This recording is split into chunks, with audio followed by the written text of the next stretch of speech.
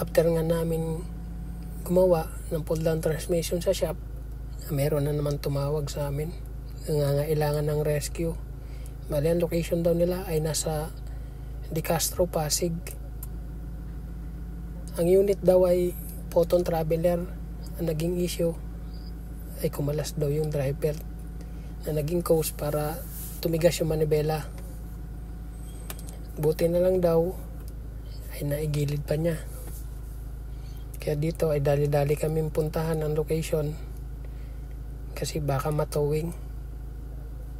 Kawawa naman, nasiraan na, matutowing pa, doble gastos. Dito nga ay malapit na kami sa location. Buti na lang at kukunti lang yung sasakyan, dahil kung hindi, nag-cause pa siya ng traffic dahil masikip lang yung kalsada.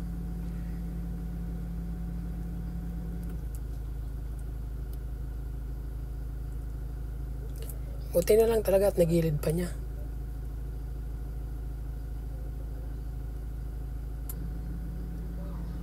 Malapit pa naman sa crossing. Dito nga ay tinutukan ko na para mas malapit yung mga gamit na kakailanganin namin. Kasi kung sa likod pa kami pwesto, makapalisin kami nung nasa harap.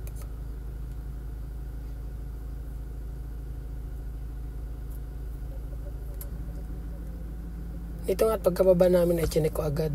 At ito nakita ko, naputol yung tensioner bolt na naging cause para kumalas yung drive belt. Ito lang yung naging dahilan.